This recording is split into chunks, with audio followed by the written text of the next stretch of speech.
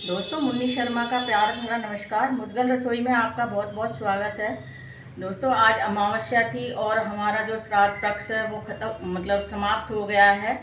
और कल से जो नवरात्रे शुरू होने वाले हैं, हमारे जो शरद नवरात्रे हैं, तो माँ भगवती का आगमन हो रहा है। तो सब लोग ना अपनी अपनी श्रद्धा के अनुसार, आस्था और विश्वास के अनुसार माँ की पूजा अर्चना करते हैं। तो मैं भी ना आपके सामने कुछ अपने अनुभव अनुभव पेश करना चाहती हूँ, अनुभव आपके सामने रखना चाहती हूँ कि मैं माँ भगवती की पूजा अर्चना कैसे करती हूँ और कलश स्थापना कैसे करती हूँ। तो मैं आज ना आपको ये बताऊँगी कि मैं कैसे करती हूँ माँ भगवती को। तो सबसे पहले मैंने क्या करा है दोस्तों, ये मैंने चौकी ली है और इस पर ना आप या तो लाल कपड़ा बिछा सकते हो, नहीं तो इस तरीके का आपके पास नहीं है लाल कपड़ा तो आप दुकान से ना ये 5 रुपए का कागज आता है और ये लाल रंग का ही होता है और देखने में भी बड़ा सुंदर लगता है। तो आप ये ला के बिछा सकते हो चौकी पे। ये मेरे पास चौकी है, तो आपके पास चौकी है तो चौकी भी बिछा सकते हो, पटरा है तो पटरा, मतलब आप अपनी सुविधा के अनुसार ये सब कुछ कर सकते हो।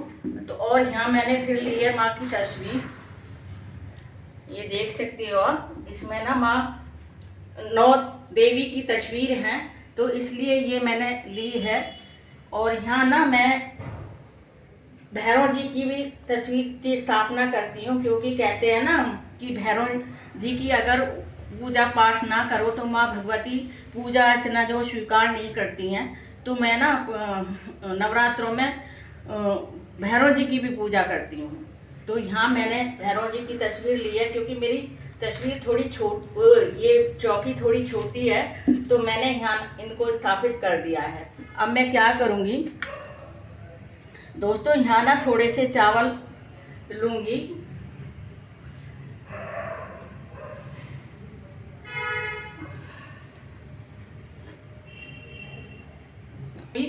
स्थापित करूँगी। कहते हैं ना गणेश जी के बिना भी पूजा अर्चना, गणेश जी से ही पूजा अर्चना शुरू होती है। तो मैंने यहाँ गणेश जी को भी स्थापित किया है। अब मैं क्या करती हूँ, यहाँ मैंने जौ लिए हैं, थोड़े से जौ रखती हूँ।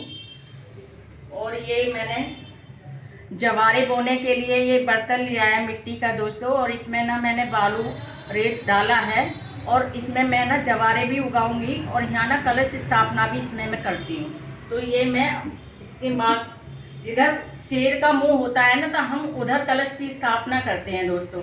तो यहाँ मैंने ये अपना ये रखा है और मैं बताऊंगी कि आपको मैं जवारे कैसे बोती हूँ। तो यहाँ ना सबसे पहले मैं क्या करूँगी, ये मैंने पानी में भिगो लिए हैं अपने जौ और इनको इसमें डाल देती हूँ।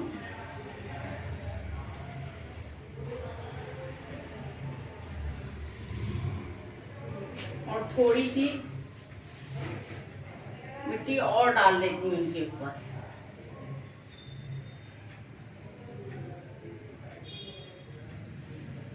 जल के छींटे लगाऊंगी और पहले शुद्ध करूंगी अपने कमरे को भी, अपने आप को भी, और माता रानी को भी, और भैरव जी को भी, और जल के छींटे लगाऊंगी। इसमें मैंने गंगा जल मिला लिया है।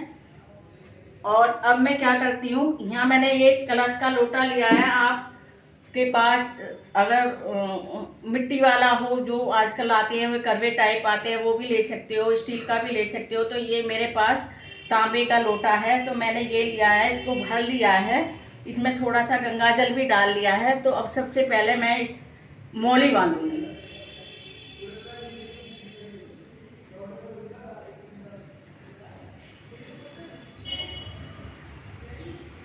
अपने लोटे पे ना स्वास्तिक का वो बनाऊंगी चिन्ह।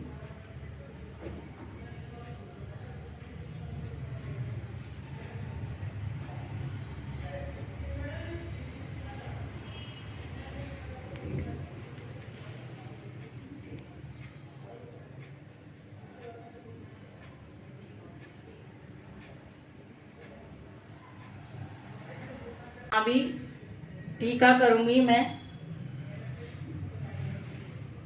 ये 7 बिंदी लगा सकते हो या 8 9 लगा सकते हो। यहाँ मैंने नारियल लिया है दोस्तों, और इसके लिए ना मैंने चुन्नी भी ली है, इसको लपेट देती हूँ। और एक सराय ली है, इसमें मैंने चावल भर लिए हैं। पुनः इस तरीके से सीधा रख दूंगी। फिर इनका तिलक करती हूँ। चावल से भी उनका तिलक करूंगी और उनको बतासे का भोग भी लगाऊंगी और फूल भी चढ़। अब मैं क्या करूंगी, जो मैंने कलश स्थापना की है दोस्तों, अब ये नारियल को भी मैं टीका लगाऊंगी और चावल भी चढ़ाती हूँ। अब मैंने क्या करना है दोस्तों, अब मैं माँ भगवती को टीका स्नान कराऊंगी और उनके टीका लगाऊंगी। तो सबसे पहले तो कल दोस्तों शैलपुत्री माँ की पूजा होगी, तो हम सबसे पहले ना उनको टीका लगाएंगे, फिर माँ भगवती को लगाएंगे और उनको अक्षत भी समर्पित करूंगी।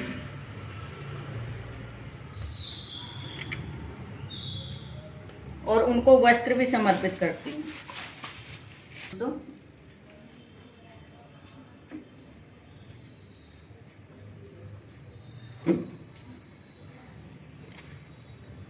और माला भी ली है, ये माला भी इनको समर्पित कर दूंगी। और यहाँ दोस्तों मैंने जो माँ को बहुत प्रिय है, 2 लौंग, 1 बताशा, 1 सुपारी, ये समर्पित करती हूँ। और ये 2 फल भी लिए हैं मैंने, ये भी इनको समर्पित करती हूँ। और यहाँ मैंने ये पंचमेवा भी लिए दोस्तों, ये भी इनको समर्पित कर देती हूँ। अब दोस्तों मैं भैरव जी की पूजा करूँगी, इनको जल से स्नान करवाऊँगी, जल के छींटे लगाऊंगी और इनको भी टीका लगाऊंगी और अक्षत भी लगाऊंगी और बतासे का भोग तो दोस्तों ये मेरी सूक्ष्म पूजा है।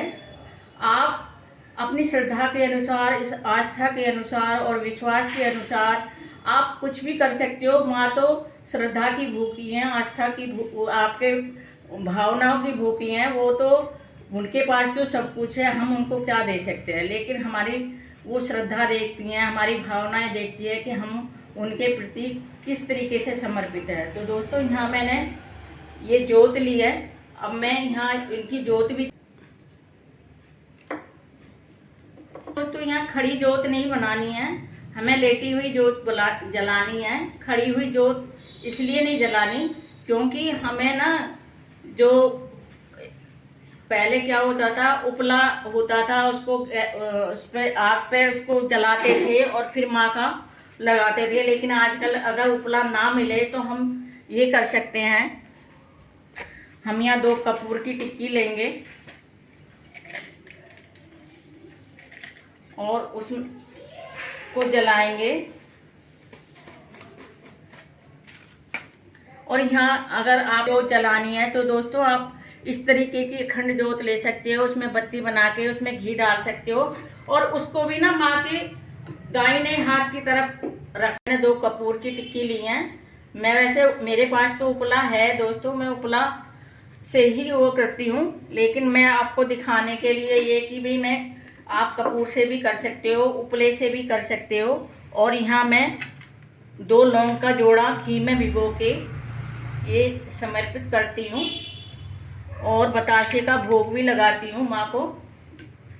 और इस तरीके से मुझे अपनी पूजा अर्चना मैं करती हूँ दोस्तों। फिर इसके बाद मैं माँ भगवती का पाठ भी करती हूँ, कवच भी पढ़ती हूँ, सप्तशती का पाठ भी करती हूँ और फिर मैं दुर्गा चालीसा भी पढ़ती हूँ और एक माँ की माला भी करती हूँ। लेकिन अगर आपके पास समय नहीं है, आपके पास समय का अभाव है, तो आप सूक्ष्म भी पूजा कर सकते हो। आप सिर्फ माँ की आरती कर सकते हो, और या आपके पास थोड़ा सा टाइम है तो आप हनुमान चालीसा, वो दुर्गा चालीसा पढ़कर माँ की आरती कर सकते हो। इस तरीके से आप माँ की पूजा अर्चना, कलश स्थापना कर सकते हो। अगर आपके पास समय नहीं है, आपके घर में कोई देखने वाला नहीं है, तो आप अखंड जोत रहने दो, लेकिन इस तरीके की आप कर सकते हो। सुबह क्या कर सकते हो, आप माँ को इस तरीके से बताशे का भोग लगा सकते हो, और 2 कपूर की टिक्की लेके उसमें 1 लौंग का जोड़ा चढ़ा सकते हो, बतासा चढ़ा सकते हो, और माँ की आरती कर सकते हो। अगर आपके पास समय नहीं है दिन में कोई, क्योंकि जब अखंड जोत जलाते हैं तो उसको दिन में भी देखना होता है, तो अगर आपके पास समय नहीं है तो आप इसको रहने दो, और आप इस तरीके की भी सूक्ष्म पूजा कर सकते हो। तो इसके बाद दोस्तों मैं आरती करूँगी, और फिर सबसे पहले मैं जो गणेश जी की आरती करूँगी, क्योंकि हम गणेश जी की पूजा सबसे पहले होती है, फिर माँ की आरती करेंगे, और फिर भैरव जी को भी हाथ जोड़ेंगे। अगर उनकी आरती आती है या उनका कोई मंत्र आता है तो आप उनको वो भी बोल सकते हो। तो ये मेरी कलश स्थापना की शुरुआत है।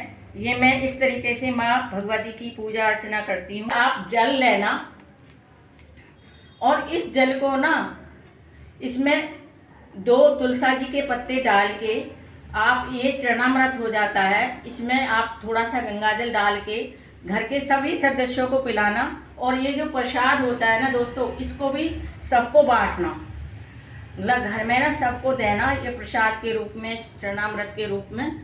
तो और माँ से, भगवती से प्रार्थना करना कि हे माता रानी, अगर हमसे कोई भूल चूक हो गई है, कोई गलती हो गई है पूजा अर्चना में, तो आप माफ़ कर देना, और हम पर अपनी सदा कृपा बनाए रखना, और हमारी सारी मनोकामनाएं पूरी करना। इस तरीके से आप उनसे क्षमा याचना भी कर सकते हो, और अपनी पूजा अर्चना को यहीं समाप्त कर सकते हो। तो इस तरीके से आप माँ की पूजा कर सकते हो। शाम को भी माँ की आरती कर सकते हो जोत जला के, और यही है माँ की जो पूजा करने का बहुत सरल उपाय है। जितना भी हो सके उतना मतलब आपको करना चाहिए, जो आपकी श्रद्धा है, आस्था है, विश्वास है, उसके अनुसार ही आपको अपनी पूजा अर्चना, और जो आपकी सामर्थ्य है। तो आप किसी भी तरीके से माँ को मन से अगर बुलाओगे, श्रद्धा से अगर बुलाओगे, तो वो आपको जरूर आपकी मनोकामनाओं को पूरी करेंगे। बोलो माँ भवानी की जय, माँ भगवती की जय। जय।